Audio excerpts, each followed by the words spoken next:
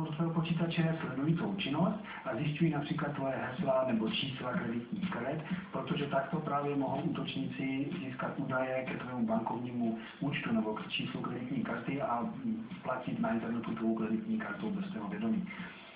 Dále jsem zmínil adware, to jsou programy, které zobrazují nevyžádanou reklamu na tvém počítači.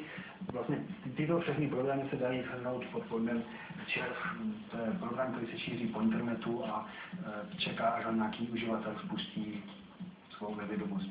No a dále jsem slyšel o pojmu spam, o kterém už jsem mluvil, a hoax. Co tyto dva pojmy znamenají?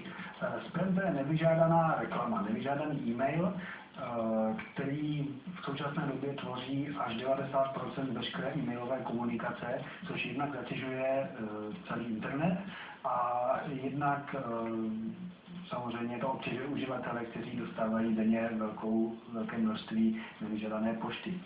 Pro útočníky je to velice výhodná forma reklamy, protože jim stačí, aby 1% uživatelů oslovených, nebo těch jsou miliardy, si koupili jejich produkt a i tak velice dobře profitují. Mimochodem spam byla původně paštika, která byla rozšířena v Velké Británii a všude, tak proto se spam jmenuje spam. Hoax, to je jiný druh nevyžádaného e-mailu, je to takzvaná poplašná zpráva.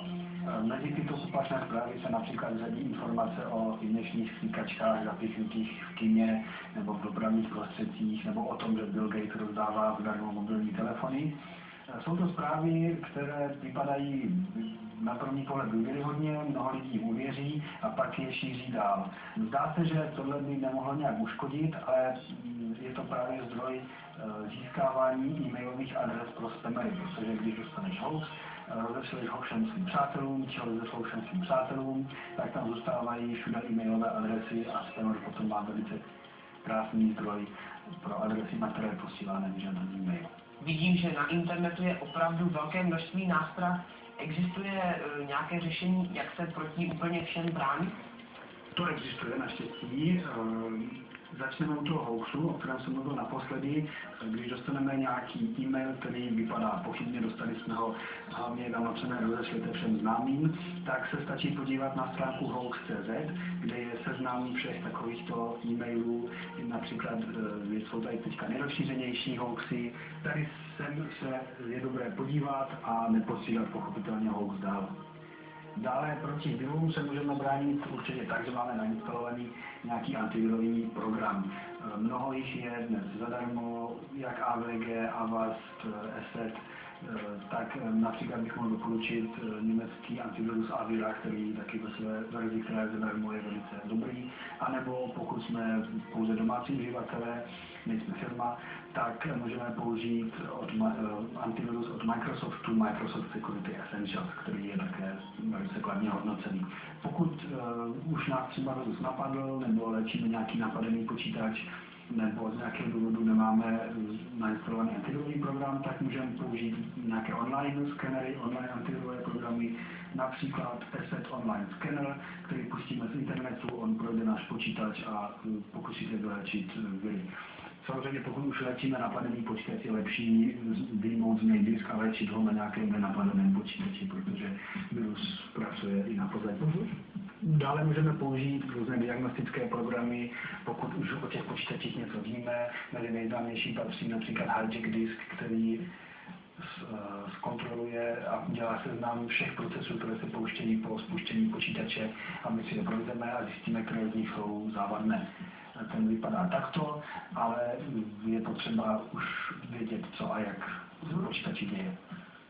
Kubo, takže já tě na závěr poprosím o nějaké závěrečné shrnutí pro mě i pro diváky.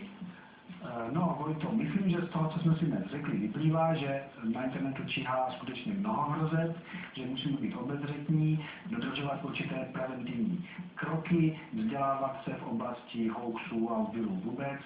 A hlavně musíme pamatovat na to, že zlo číhá všude. Konec konců virus znamená latinsky zlá síla. Takže já ti, Kubo, děkuji za dnešní dávku informací a vám, kluci, přeji, aby se vás vyhýbaly viry digitální i ty biologické. Tak zase za 14 dní. Ahoj. Čau. A po 40 minutách jsme opět na konci. Kde ale něco končí, tam také něco nového začíná.